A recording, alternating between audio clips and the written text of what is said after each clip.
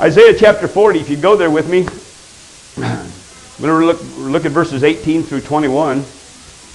To whom then will you liken God, or what likeness will you compare to him? The workman molds an image. The goldsmith overspreads it with gold, and the silversmith casts silver chains. Whoever is too impoverished for such a contribution chooses a tree that will not rot. He seeks for himself a skillful workman to prepare a carved image that will not totter. Have you not known? Have you not heard?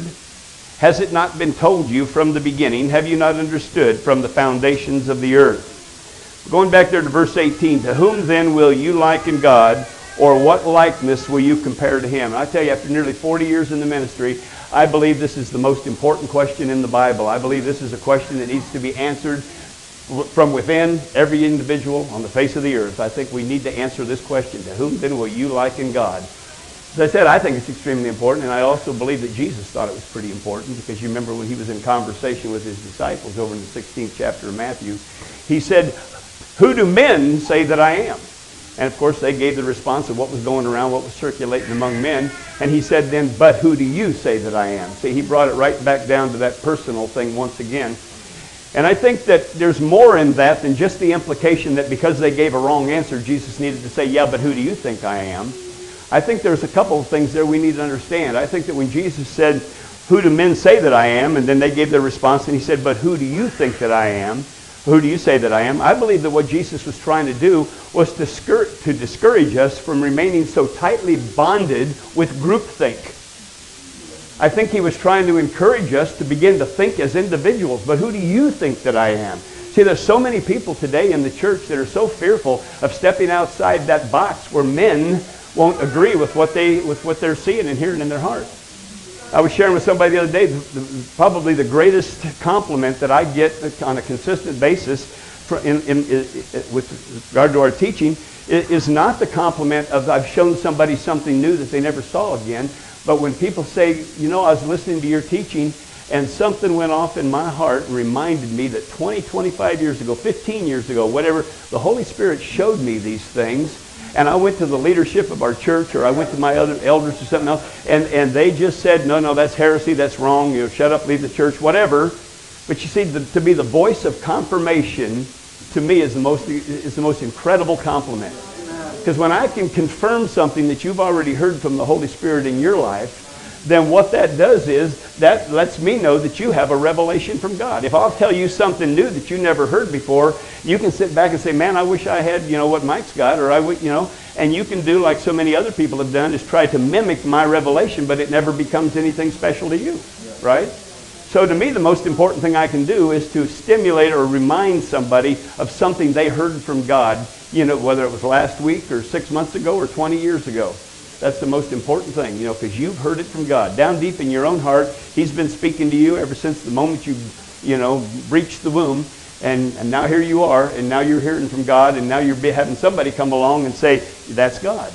And that's all I'm doing is saying, that's God. Isn't that right? So as I said, I really believe that Jesus was going beyond just the idea here, and certainly he did need to correct probably who men said that he was there in Matthew chapter 16.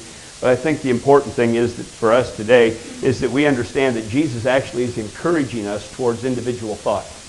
He's encouraging us to think for ourselves, to be able to listen to the Baxters and the Francois and the Calebs and everybody around us, you know, and be able to say, you know, what do I think about what's being spoken here?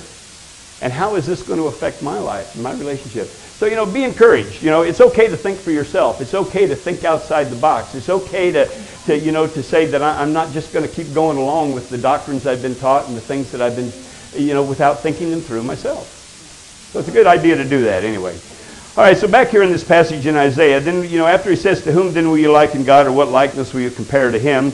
Then he goes on and he spends a couple of verses here, you know, explaining to us the futilities of men's efforts to rightly define an image of God. First of all, in the 19th verse there, he talks about the workman, or we'll call him a man of works. And he says that the man of works does this. The man of works overlays his image of God with gold and silver. So what's he talking about? He's talking about those external overlays, those things like works righteousness and works holiness, those things that we've been taught through the church, you know, connect us with God. See, that's an overlay. It's not anything from the inside out. It's from the outside, you know, it's a covering. And so he said that's the first guy he talks about, is this guy that's, the workman, the man of works. And then he introduces us to someone who's too impoverished for such an offering. And I believe the one that's too impoverished for such an offering actually is suggesting someone who's lacking spiritual insight. And they're lacking spiritual insight, so where do they go? Well, they go to the earth, they go to the tree. They begin, in other words, there's a couple of ways you can look at this. You can look at this as a humanistic approach, because, even the atheist, even the humanist has an image of God in their heart. Right? Probably doesn't resemble anything you have in your heart, but they have an image of God in their heart. See? But there's also, this guy that goes to the tree. It says he goes out and he chooses a tree that will not rot. So what's he doing? I mean, this is a guy that's looking at the circumstances around him in life, and he's making his judgments about who God is based on the circumstances. Now, Marilyn and I have a long history in the healing ministry, so I sometimes use too many healing analogies, but just let me use this one, and I'll try to get beyond this. But, the thing is that, a lot of times people have judged on who God is by what they've seen around them. Isn't that right? Well, God doesn't always heal, because so-and-so, see, they've picked something of the earth. They've picked a tree, so to speak, and they've carved an image out of that, of who God is, based on the circumstances around them in life. And so there's a man who's lacking spiritual insight. He's someone who's too impoverished. So I just wanted to get beyond that real quick. The idea that in verses 19 and 20 here, after he asks us, to whom will you liken God, he begins to talk to us about the futile efforts of humanity, both from extreme spiritualism or spiritualization, over to the possible atheistic humanism or something like that on the other end of the spectrum. But nevertheless, every man, every humanist, every atheist, everybody has an image of God in their heart. They have fashioned an image from within. It's just the way we're built, the way we're made, right? All right, if you go with me down to, in the same chapter 40, down to verses 25 and 26. To whom then will you liken me? Now we hear a different voice asking us the same question. Went from the prophet's voice to the Father's voice, to God's voice, I should say. To whom then will you liken me, or to whom shall I be equal, says the Holy One. Lift up your eyes on high and see who has created these things, who brings out their host by number. He calls them all by name, by the greatness of his might and the strength of his power. Not one is missing. But in verse 25 he says, to whom then will you liken me, or to whom shall I be equal? And I like Young's literal translation in the last part of this verse, because he says, and am I equal? Am I equal? I can hear God saying, do you really think I'm equal to what you have devised in your heart concerning me? Am I really equal to that? I mean, stop and consider it, is what he's saying. Am I equal to that? Now, if you go with me over to chapter 46,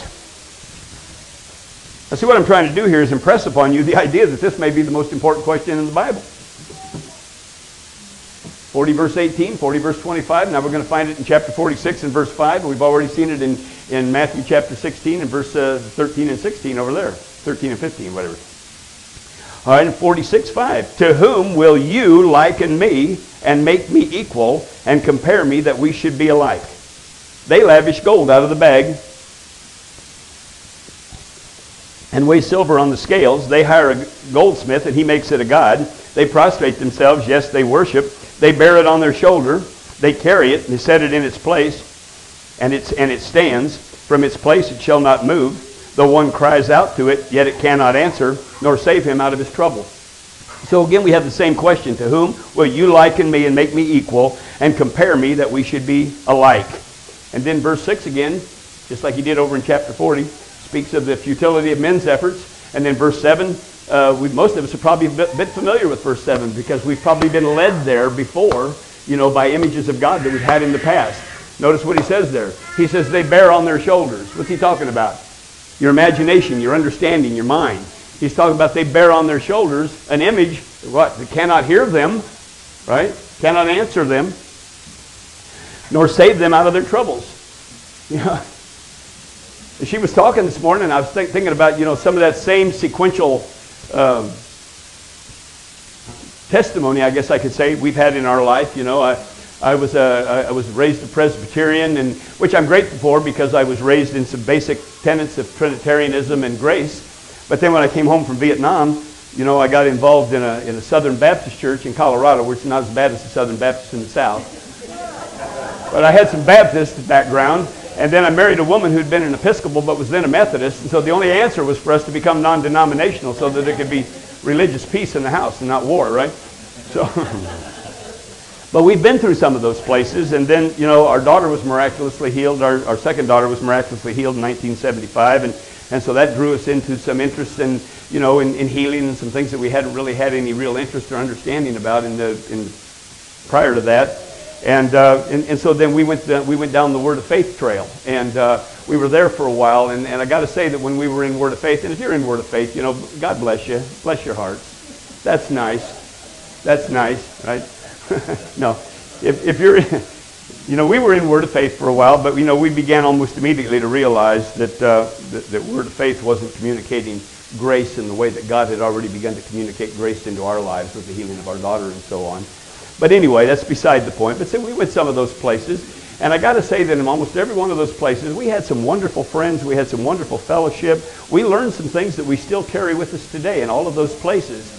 But I got to tell you, we also discovered a God who could not hear us many times, and one who could not save us out of our troubles, because we were putting all of that emphasis, you know, on a particular format or formula for God to be operative within, and He just isn't always there where you want Him to be, you know. So we were bearing on our shoulders, and most of us have done that. Isaiah 44:10 asks this question. It said, "Who would form a god or mold an image that profits him nothing?" And we all laugh at that. And then we stop and maybe consider some of our past, some of the places we've been. And we think, well, maybe I've done that in the past. Maybe I formed an image, you know, of a god that can profit me nothing. So again, you know, these questions, same question basically asked in 4 different ways, but these questions demand our consideration. They really require an answer from each one of us individually. Because here's the thing, folks. Now listen to me carefully. How you hear, remember Jesus said, take heed how you hear. He also said, take heed what you hear.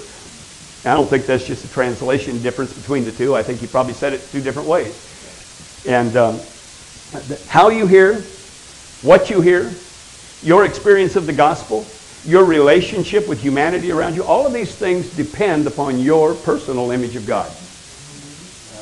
You know that? How you hear something depends on your image of God.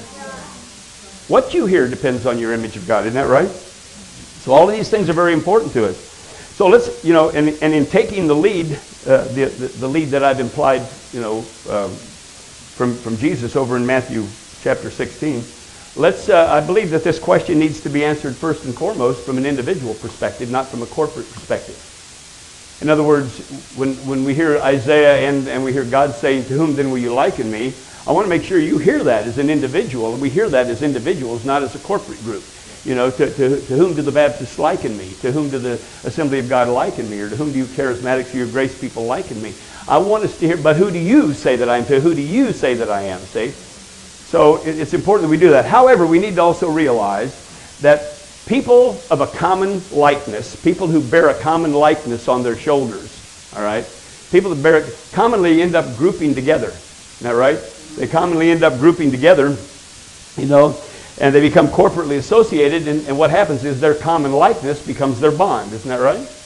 It may be a denomination. It may be something totally non-Christian. It may be the American Association of Atheists. What I'm saying is, but we find ourselves bonded together on the basis of the image of God, really. And if you think about it, you know, I think that most of us think that it's our doctrines that create our groupings. I think most of us think it's our doctrines that create our groupings, right? But doctrine does one thing. It reveals one primary ingredient, and that is our individual image of God. That's what our doctrines agree. So in other words, what I'm saying is, it's not our doctrines that formulate or that develop our perception of God. It's our perception of God, see, that gives rise and substance to the doctrines that we ascribe to and begin to affiliate with. Isn't that right? See, it's not about our doctrines. You understand that. It's about your image of God. That's why it's so important we get that. So, but consequently, what happens is we do find ourselves then, you know, gathering with with those who carry the same image, or at least a reasonable facsimile thereof. You know, it may not be identical, but we begin to draw together with people that bear on their shoulders the same image, the same likeness, the same concept of God. And that's the only way we ever move from one place to the next, is based on that. Now, I know that you've noticed, especially if you're on Facebook, good Lord, you've noticed how doctrinal debates just seem to be without resolution. You notice that? People get into doctrinal debates on Facebook, and of course, face-to-face they do too, but not so often because it's not as easy to talk face-to-face. It is badmouth somebody over the, Facebook and so on and so forth. But anyway, but that's because doctrine does this only. Now listen to me carefully. The reason doctrinal debates seem so without resolution is because all the doctrine does is it describes the vital statistics or the measurements of each man's God, not his personality or his character. Did you get that? It's important that you understand that. See, doctrine is simply wardrobe and accessories. That's it is. Doctrine is simply wardrobe and accessories. And I'm going to tell you something. If your God is 5'6" and weighs 150 pounds, and my God is 6'4" and weighs 260 pounds, there ain't no way my God can wear your God's shirt. Right? That makes sense to you? And if you're married, men, you know that wardrobe is constantly changing and accessories. There's no end to doctrine, to wardrobe and accessories, right? See, here's the thing. Doctrine really only defines how you personally have chosen to clothe your God. Maybe you've dressed him in the robes of a judge. Maybe you've disguised him in the garb, the garb of a priest, of a pious priest, which really says to you that you believe in a separation between you and God when you get involved in all that piety stuff. Or maybe you've put him in the outfit of an astronaut because you believe there's separation between you and God. See? See what I'm saying? Or possibly you've, as so many people are doing today, you've got him in the garments of a warrior.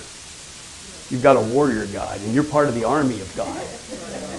And you're out to slay the heathen, to slay the devil.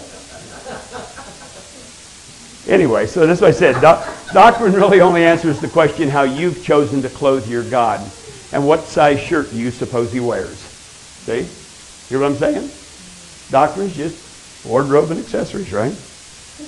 But here's the thing that I've discovered in my life, and I'm sure that this is going to be a common revelation throughout this room, that only new insight into the personality and character of God can create any kind of doctrinal movement.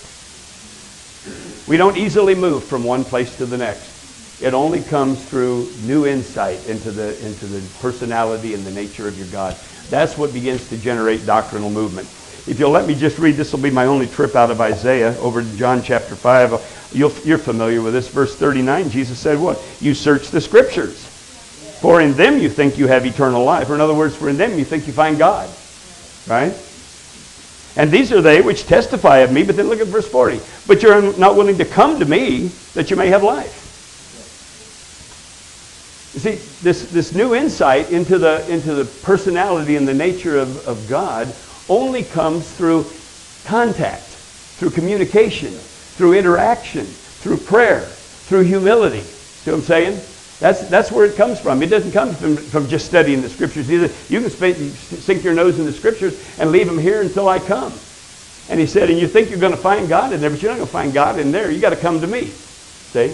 We need to have that intimate interaction with God. And see, so few believers actually believe that God talks to them, or that the Lord Jesus wants to have communication with them, that the only communication they're familiar with is the letter. And I want you to know the Father, the Son, and the Holy Spirit all want to be more than just a name on a page. Amen. They want to be able to be identified by sight and by sound, not just by letter. They want you to see them in everything that goes on in your life every day. I teach a series on communicating with God that opened up the eyes of a lot of people because, I tell you, Marilyn and I have believed, for quite some time, that God enjoys talking to us. Sometimes she tries to fake me out and make me think she's God when she talks to me. But, no. But I know she's in there. He's in there. I've been listening to the other teachers this morning. No. Colin reminded me that God's in there when Marilyn speaks, so I need to be paying attention. Here's the thing, my God immediately needed a bigger shirt when our daughter was healed in 1975. And, because I had no wardrobe to clothe that God. I had never met that God before. And just a really quick portion of the story. I can tell you more later if you want to know. But she was violently ill, probably deathly ill, with something she'd been sick with most of her life. She had an attack as we were driving through Childress, Texas in 1975. Marilyn sent me into a store to try to find some kind of over-the-counter thing that we could just buy that would calm her symptoms so we could maybe get her to the hospital in Amarillo, Texas. And I went in there. They didn't carry that medicine. They'd never had it in stock. And I stood and I just said, oh my God, what am I going to do? And I wasn't talking to him, but he thought I was. And I heard his voice just like you hear mine right now say, if you go out to the van and pray for that little girl, I'll heal her. Well, I was mostly just adept at praying for God to kill my enemies. I'd never prayed for God to heal anybody.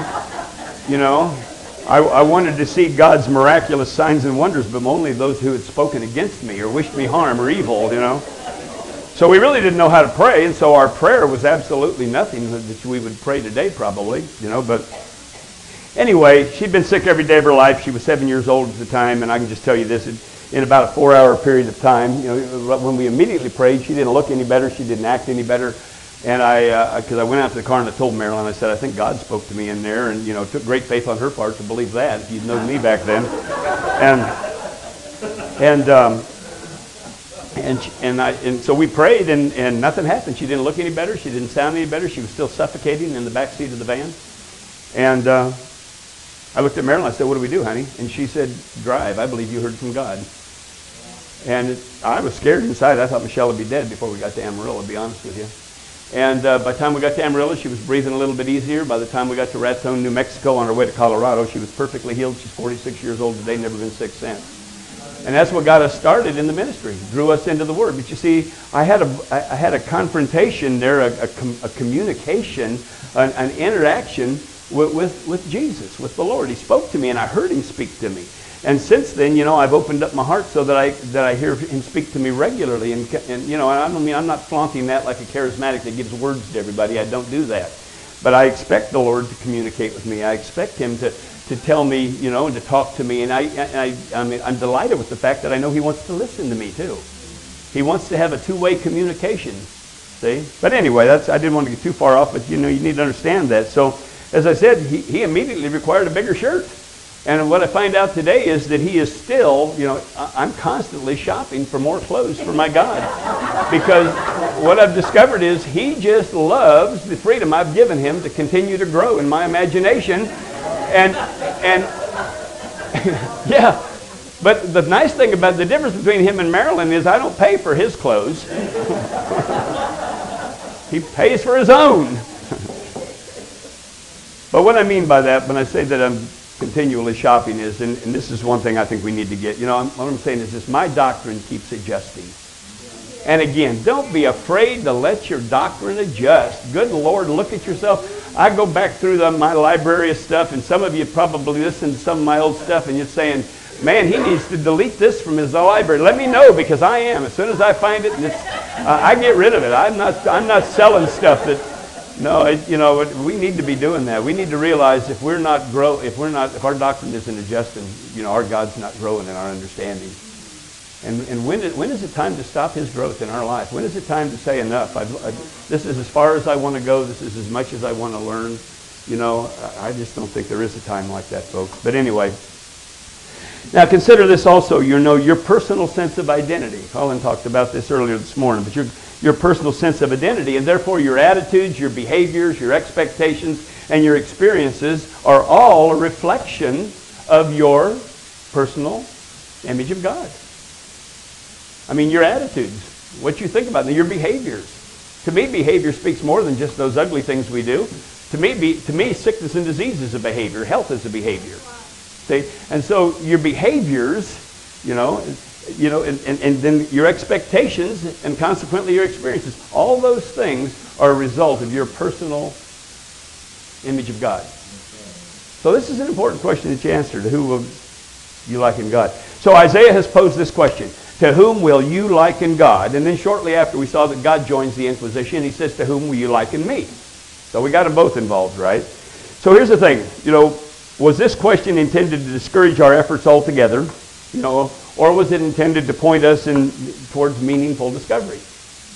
In other words, were they suggesting that we abandon all attempts to fashion an accurate image? Or were they leading us to a more appropriate, position of observation? That's what we need to look at. Well, go back with me to chapter 40 for just a moment. And let me just read verse 21, first of all. Have you not known? Have you not heard? Has it not been told you? Now listen to me. From the beginning, have you not understood from the foundations of the earth? I want you to listen to this because Isaiah is identifying for us a fresh new point of reference. Where? The beginning. Send them back to the beginning, back to the foundations of the earth, to discover their first principle of godlikeness. Their first principle. The first principle is the principle from which everything else then can begin to be built accurately. But you have to have a first principle. Not a premise, because a premise is an assumption. A principle is an established truth. All right? So Isaiah is sending them back to the beginning, back to the foundation, in search of their first principle of developing an accurate godlikeness. All right? Then if you look down at verse 26, God did the same thing. In verse 26, he says, lift up your eyes on high and see who has created these. See, what's God doing? He's doing the same thing. He's sending them back to creation. To whom then will you liken me? Lift up your eyes and see who has created. He says that. Who has created. So what's he trying to do? He's saying lift up your eyes. He's trying to he's trying to instill in them a higher ground of perspective. A higher place from which to view God than that earthly place from which they've been seeing him. That place from which, as Baxter says, they've dipped that brush in their own angst and they've tarred his face with their own. That's pretty cool. I remember that one line out of your book.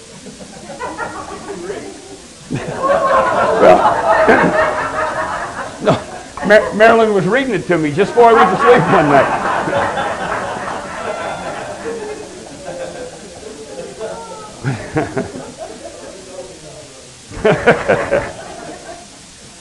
But he says, lift up your eyes on high. So he's trying to provide them with a higher frame of reference, with an enhanced, enlarged perception. Isn't that right? So in other words, both Isaiah and God are prescribing, now listen to me carefully as we get into this now, both Isaiah and God are prescribing that men begin their image building with the God of Genesis 1. Is that right?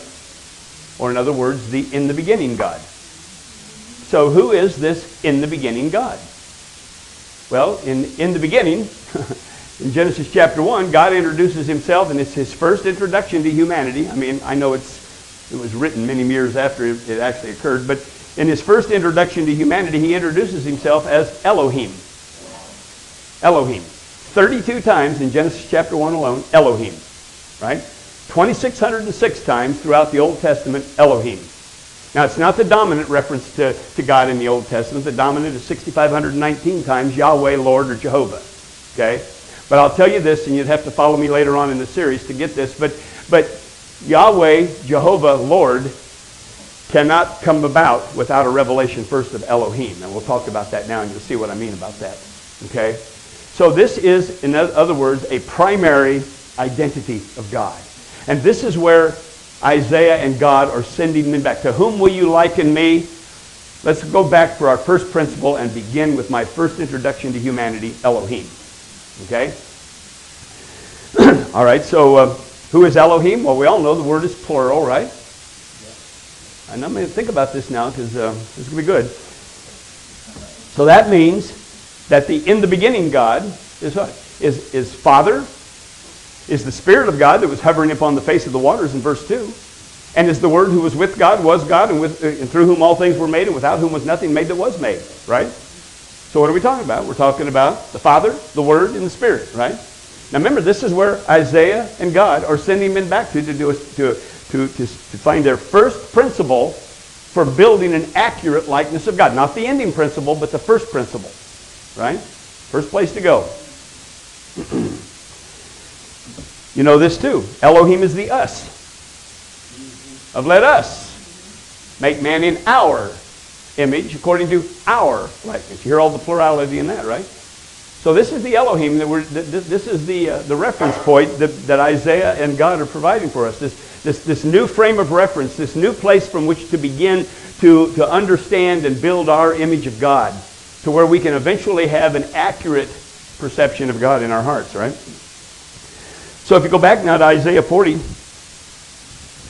well, you didn't go to Genesis 1 anyway. I didn't have you go there anyway. So we see that in Isaiah 40:21, he's really pointing us to the way of discovery. Now let's leave verses at 19 and 20 out for a minute. Let me just read verse 18 now. I won't read the whole thing, but to whom then will you liken God? Right into verse 21. Haven't you been told from the beginning? Haven't you understood from the foundations of the earth? So first of all, can you hear in that he's saying that the beginnings or the foundations of the earth have much to say about who God is, right? And the word from there is a word that indicates the possibility, I should say, of a source of learning. Like, didn't you learn anything from your mother? Right? And that's what he's saying right here. Haven't you been told from the beginning? Didn't you learn from the beginning? Is what he's saying. Haven't you understood from the foundations of the earth? Right? So he's taking us back and he's telling us, you need to go back here and you need to learn from the beginning, from the foundations of the earth. In other words, we don't want you to just give up on trying to accurately understand God. We don't want you to take the attitude that so many men will take in the future years. He was thinking, that where you just can't understand God. He's not to be understood. See, that's not what the communication was about. The communication was about you and I and all men being able to come to an accurate perception of who God is so that we can enjoy the benefit of that family relationship. All right? And then the same thing in similar fashion goes on down in verses 25 and 26. He says, to whom then will you liken me? And in verse 26 he says, see, a word means perceive. Perceive who has created. Perceive who has created. Well, God created. No, see, that God isn't good enough for you and me. We need to understand something. He's talking Elohim. Elohim. We've made it God. And because we've made it God, we have identified a singular identity of the Trinity, but we've eliminated 2/3 of it in our understanding, and we cannot build an accurate understanding, see?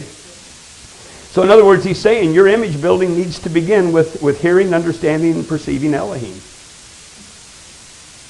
It's almost as if they're saying, if you haven't begun from the foundation of Father, Word, and Spirit, then you've diminished your God from the outset and can't possibly arrive at a likeness to which I am equal. Would you agree with that? I'm glad you do. In Romans chapter 1 and verse 20, and I'm not going to turn there, you're familiar with it, but Paul also refers back to the creation as a point of reference regarding, God's true nature and the Godhead. So, this is not an uncommon place to go, back to the beginning, back to the foundations of the earth, back to creation, to begin to develop an accurate concept of who God is. So he wants us to know he is. So if God summons up in you the image of only the Father, now listen, boy, I know that goes hard because some of us have struggled so many years to discover a Father underneath that word God. But if your image of God, if the word God only conjures up in you, an image of a Father or of a white-bearded old deity, whatever, you've missed the clues of Jesus, of Isaiah, and God. Because they've given us specific clues to help us understand, you see? So the God to which all of them are pointing us is Father, Word, and Spirit. So let me just wrap up with this. I knew I had the after lunch crowd, so I'm keeping this. I want the next guy to see you sleep. Oh, is that you, Rod? Well, you could probably work a deal with Baxter. He's about gone already anyway. but let's just consider these words one more time, though. And you don't need to turn there. But us make man in our image according to our likeness. See, these words are more than just the introductory design of humanity, though they are that. But we need to understand, and Colin again referred to this earlier. These words became in man an ongoing response from man. See, when God said, let us make man in our image and according to our likeness, He certainly was introducing the initial design of man. But at the same time, those words once spoken became in man the ongoing response from man. What I mean by that is that whatever image of God we bear on our shoulders, we're going to reflect in our lives. Isn't that right? In other words, we make ourselves in the likeness of the God that we fashioned for ourselves. So, if our God is kind and compassionate and gracious, then we'll be kind and compassionate and gracious. But if our God is, is violent and judgmental and harsh, then that's the way we will be. So again, I believe this is the most important question, in Scripture. Because everything else has its roots in your image of God. Everything does. Your personal sense of identity, your interpretation of the gospel, your experience of grace and salvation. Men can debate everything that men want to debate in the church, I'll tell you something. But every debate is simply a display of a different shirt size designed for a different size God. And like I said, there's no way in the world a 7-foot God can wear a shirt that's designed for a 5-foot God. Isn't that right? I refuse to debate, the size of your God with you. I know the size of my God. I see the size of my God. I know He's growing every day. You know what I'm saying? If your God has stopped growing and you feel the need to argue in defense of His diminutive stature and His tiny clothes, I can only say I'm sorry. And yet people do that. I read some people's arguments and I think, my God, all they're doing is arguing about how little their clothes are that they fashioned for their God. I've made smaller clothes than you have. Isn't that special? Isn't that special? In one of the conversations that the Lord had with me several years ago, these were His words to me. I was being, as many of you have been and will be, and probably going to always be this way, but I was being ridiculed by some people, and people were warning people about me, and God spoke to me one time, and the Lord spoke to me, and He just said, I want you to understand, son, I will never be disappointed in you for telling people that I'm better than I really am, or for telling people that my son has done more than he really has. Get anything out of that?